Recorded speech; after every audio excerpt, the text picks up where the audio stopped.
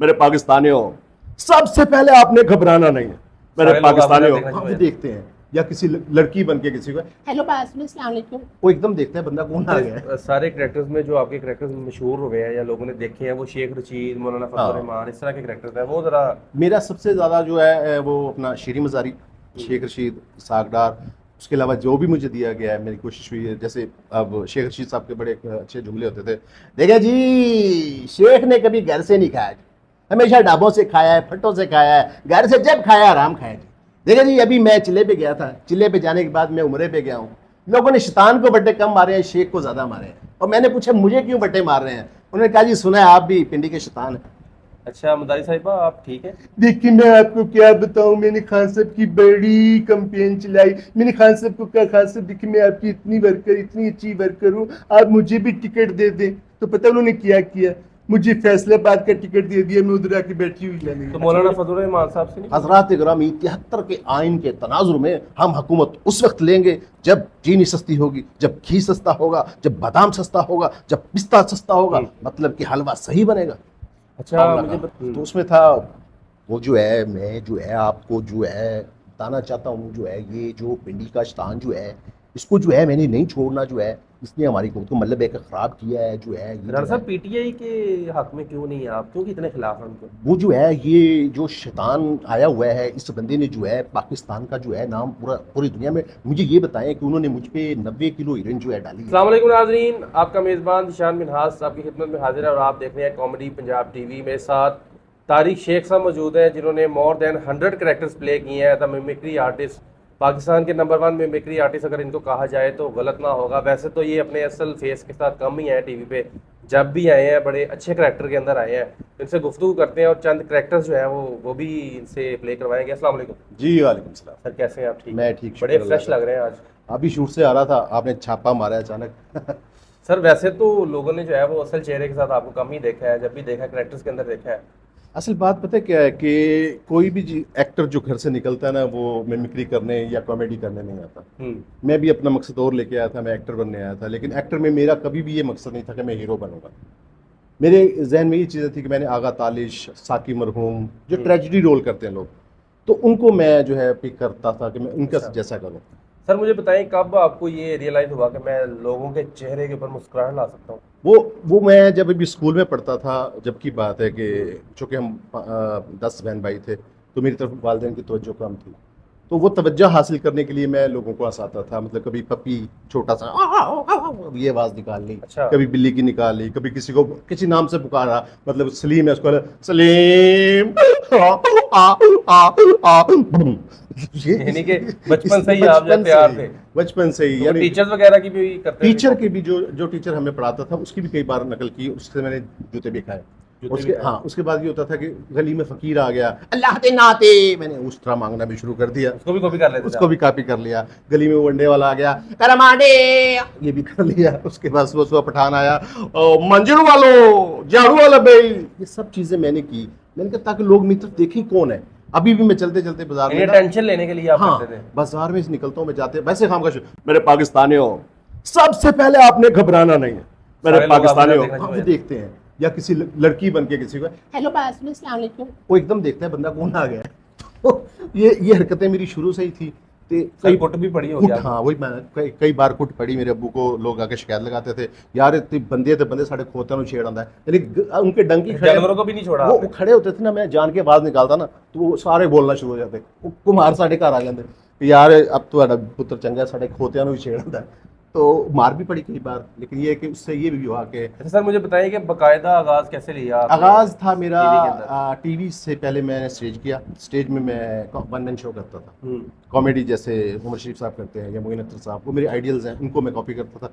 चूंकि मुल्तान से मेरा ताल्लुक है, जुबानें सारी मुल्तान के साथ शहर करोड़ पक्का, मैं वहाँ का रहने वाला हूँ। हाँ, तो चूंकि वहाँ पे जुबानें मतलब कि मेवाती कहा कर रहा तो हिन रांगड़ी, अरे नहीं छोड़ दूंगा। उसके बाद वो जो दूसरी जुबानें रोत की है, अब मैं डाले इसको नहीं छोड़ दूंगा, ये कर दूंगा, वो कर दूंगा, ये सब जुबानें मैं बोल लेता था।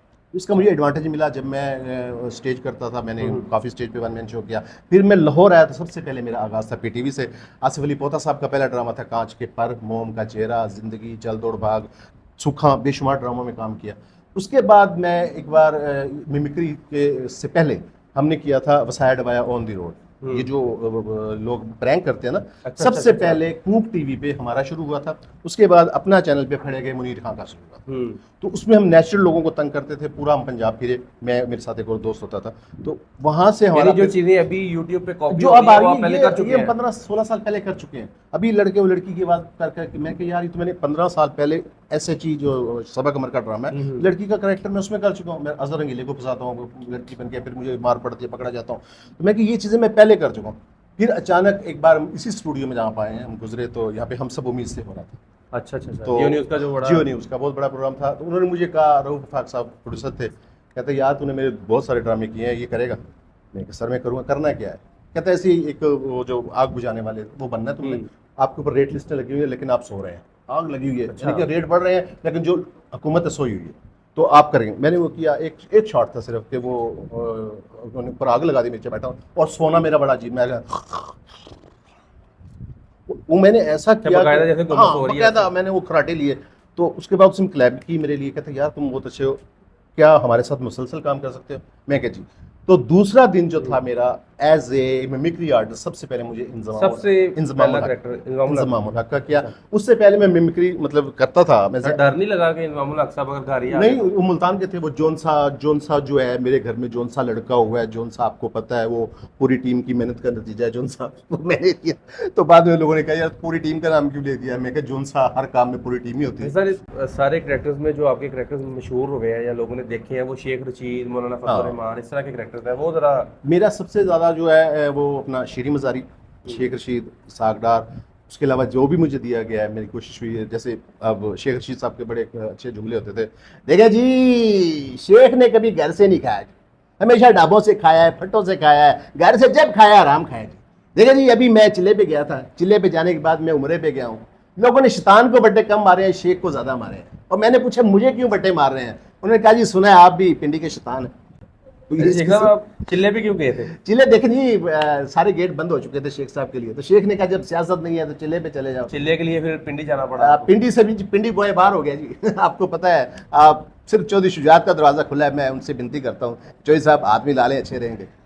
अच्छा मदारी साहिबा आप ठीक है? देखिए मैं आपको क्या बताऊं, मैंने खान साहब की बड़ी कैंपेन चलाई। मैंने खान साहब को कहा खान साहब देखिए मैं आपकी इतनी अच्छी वर्कर हूँ, आप मुझे भी टिकट दे दें। तो पता उन्होंने क्या किया, मुझे फैसलाबाद का टिकट दे दिया, मैं उधर आके बैठी हुई हूँ। अच्छा मुझे बताएं आपको निकाला क्यों है पीटीआई से? मुझे क्यों निकाला, उन्होंने भी कहा था। बात सारी ये है कि देखिए निकाला नहीं है, असल में कुछ बातें हमसे ऐसी हो जाती हैं जो नहीं करनी चाहिए, तो उसकी वजह से बैन हो गई और कोई मसला नहीं है। तो मौलाना फजल रहमान साहब से नहीं? हजरात ग्रामी 73 के आइन के तनाजुर में हम हुकूमत उस वक्त लेंगे जब चीनी सस्ती होगी, जब घी सस्ता होगा, जब बादाम सस्ता होगा, जब पिस्ता सस्ता होगा, मतलब कि हलवा सही बनेगा। अच्छा मुझे बताएं कि इब्रारुल हक साहब पीटीआई में थे, उसके बारे में क्या कहना चाहते हैं? इब्राहिम के साथ मैंने किया था राना सनाउल्लाह का। तो उसमें था वो जो है, मैं जो है आपको जो है बताना चाहता हूँ, जो है ये जो पिंडी का शैतान जो है इसको जो है मैंने नहीं छोड़ना, जो है इसने हमारी हुकूमत को मतलब एक ख़राब किया है। जो है ये राना साहब पीटीआई के हक में क्यों नहीं है आप, क्यों इतने खिलाफ हैं उनके? वो जो है ये जो शैतान आया हुआ है, इस बंदे ने जो है पाकिस्तान का जो है नाम पूरी दुनिया में, मुझे ये बताएं कि उन्होंने मुझ पे 90 किलो हीरोइन जो है डाली है। मैंने तो आज तक स्टूडियो का दौरा ही नहीं किया, तो हीरोइन कहाँ से आ गई मेरे पास? आपको सोचना चाहिए। अच्छा तारिक साहब मुझे बताएं कि इसके अलावा अगर फिल्म एक्टर्स की बात की जाए तो उनको भी आपने कॉपी किया? फिल्मों में मैंने काम बहुत किया, फिल्म कॉपी किया, रंगीले को करता रहा, उसके बाद सुल्तान रही, मुस्तफ़ा कुरैशी, तो मेरे उस दौर के हैं जब मैं स्कूल में पढ़ता था।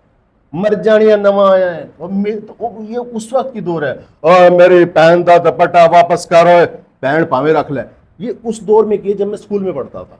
ठीक है रंगीले और पागल दे पुत्र, ये उस दौर के वक्त हैं जब मैं अभी इस लाइन में आया ही नहीं था।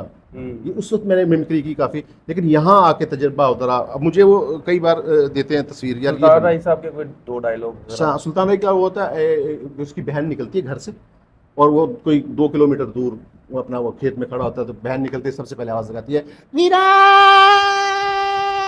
अब राय साहब दूर से भागते हैं घोड़े पे आकर, की गल है पैणा मीरा अरसा हो गया मुंह ने मिर्चा का जायका नहीं चखिया, कि तो थोड़िया जिया मिर्चा लिया दे। ऐ की सवाल कर दिता ही पैणा, मेरी जान मंगनी और कट के तेरी हथेली ते रख देंदा।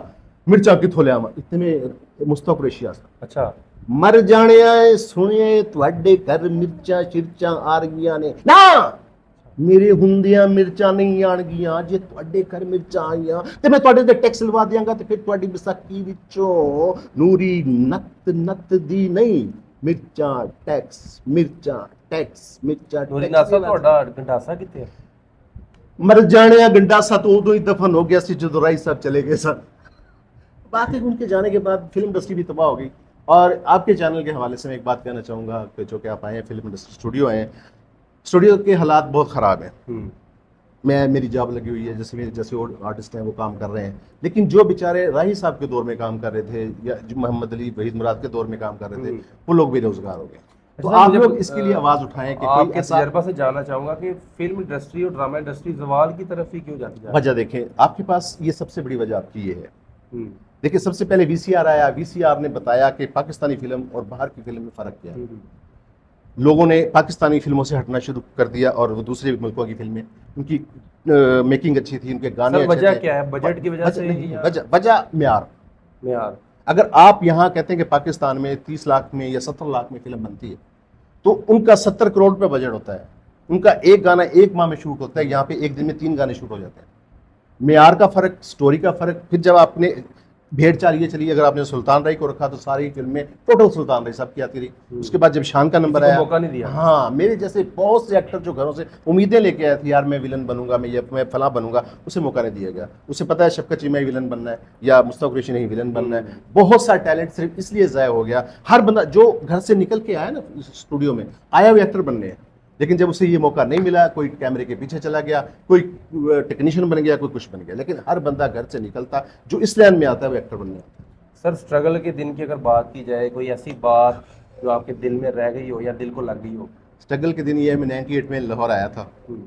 2 साल मैं डॉक्टरी करता था, मैं DHMS डॉक्टर, उसके बाद मैं हिकमत करता था। मैंने 14 साल अपनी प्रैक्टिस की। जब मैं लाहौर आया मेरे पास पैसा बहुत सारा था। 2 साल में अमीर बंदे थे। हाँ, वो 2 साल में सारा पैसा मेरे लोग आ गए। किसी ने कहा आपका फोटो शूट होगा, किसी ने कहा आपको ये होगा।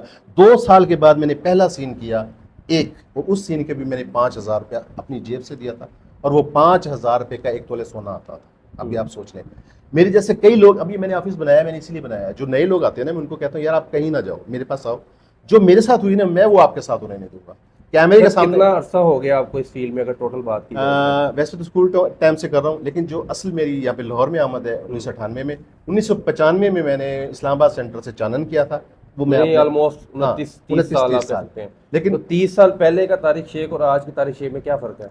वही है, कोई फ़र्क नहीं है। आज भी मैं रेडियो पे मेरे दोस्त हैं, आज भी मैं गलियों में उस बाज़ारों में उसी तरह फिरता हूं। यानी अभी भी आप यानी कि मेरे अंदर अल्लाह ने वो मगरूरी नहीं दी ना। मैं, मुझे कोई फ़ोन करता है, बुलाता है, आप आए, मुन्ने का कर लें, तो मैंने कभी नहीं ये सोचा कि मैं एक्टर हूँ। मैं भाई वही इंसान हूँ, वैसा ही हूँ। सर लास्ट के ऊपर जो है वो हमारे जो नौजवान देख रहे हैं, इस फील्ड में आना चाहते हैं या टैलेंटेड हैं और खुद को शो नहीं करना चाह रहे किसी वजह से, उनके लिए क्या पैगाम? सबसे बड़ी बात यह है कि जिसके पास पैसा है या जिसके पास एंड्रॉयड मोबाइल है वो भूखा नहीं मर सकता। आप इसके ऊपर अपना यूट्यूब चैनल बनाएं, टिकटॉक अकाउंट बनाएं।